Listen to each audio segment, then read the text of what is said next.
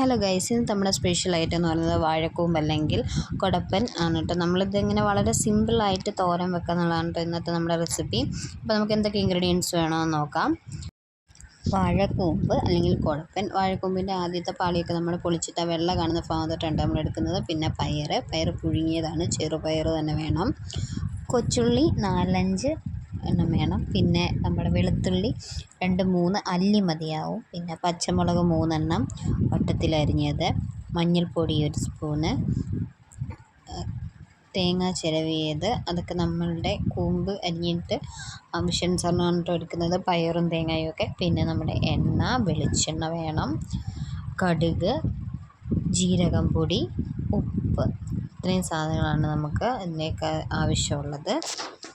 വാഴക്കൂമ്പ് നന്നായിട്ട് കൊത്തി എരിയണം. നമ്മുടെ മുകളിലത്തെ പാടിയെല്ലാം ഇളക്കി കളഞ്ഞിങ്ങനെ വെള്ളം കാണുമ്പോൾ തൊട്ടുള്ളതാണ് കേട്ടോ നമ്മൾ തോരന് വേണ്ടിയിട്ട് എടുക്കുന്നത്. നന്നായിട്ട് കൊത്തി എരിഞ്ഞ് വെള്ളത്തിലരിഞ്ഞിട്ടാൽ കറക്കില്ലെന്ന് പറഞ്ഞ് കേട്ടിട്ടുണ്ട്, പക്ഷേ തെറ്റാണ്.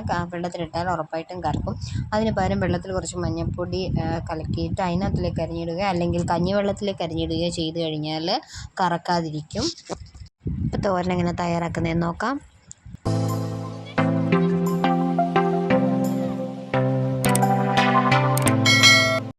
അരിഞ്ഞു വെച്ചിരിക്കുന്ന വാഴക്കൂമ്പ്, തേങ്ങ, ഉപ്പ്, മഞ്ഞൾപ്പൊടി, ജീരകപ്പൊടി എല്ലാം കൂടെ ചേർത്ത്, കൊച്ചുള്ളി ചതച്ചതും വെളുത്തുള്ളി ചതച്ചതും കൂടി ചേർത്ത് നന്നായിട്ട് നമ്മൾ മിക്സ് ചെയ്തെടുക്കുക. കൈ കൊണ്ട് തന്നെ തിരുവണം.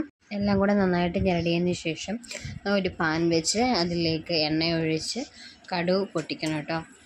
കടുക് പൊട്ടിയതിന് ശേഷം നമ്മൾ കരിയാപ്പില ഇട്ട് കൊടുക്കാം. കരിയാപ്പില ഇട്ട് കഴിഞ്ഞ് നമ്മൾ അരിഞ്ഞ് വെച്ചിരിക്കുന്ന വാഴക്കൂമ്പെല്ലാം കൂടെ മിക്സ് ചെയ്തത് ഇതിനകത്തിലേക്ക് ചേർത്ത് കൊടുക്കാം.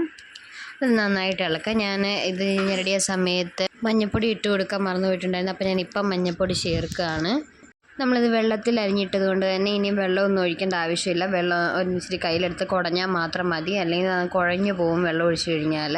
അപ്പോൾ ജസ്റ്റ് ഒന്ന് കുടഞ്ഞാൽ മാത്രം മതി, കുടഞ്ഞില്ലെങ്കിലും കുഴപ്പമൊന്നുമില്ല. നന്നായിട്ട് ഇളക്കിയതിന് ശേഷം നമുക്ക് അടച്ചു വെച്ച് ആവിയിൽ തന്നെ വേവിച്ചെടുക്കാം.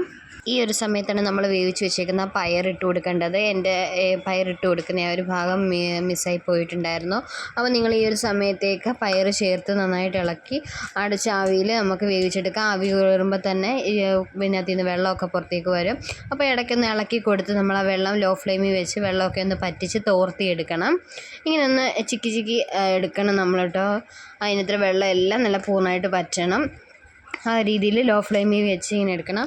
അപ്പം നമ്മുടെ വാഴക്കൂമ്പ് തോരൻ ഇത്രയേ ഉള്ളൂ. അടിപൊളി ടേസ്റ്റാണ് കേട്ടോ ഇങ്ങനെ ചെയ്യുന്നത്. എല്ലാവരും ട്രൈ ചെയ്ത് നോക്കണം. അപ്പം നമ്മുടെ വാഴക്കൂമ്പ് തോരൻ്റെ റെസിപ്പി നിങ്ങൾക്ക് ഇഷ്ടപ്പെട്ട് കഴിഞ്ഞാൽ നമ്മുടെ ചാനൽ സബ്സ്ക്രൈബ് ചെയ്യാത്തവരാണെങ്കിൽ സബ്സ്ക്രൈബ് ചെയ്യണം കേട്ടോ. പിന്നെ ലൈക്ക് ചെയ്യണം, ഷെയർ ചെയ്യണം. അപ്പം മറ്റൊരു വീഡിയോയിലൂടെ കാണാം. ബൈ.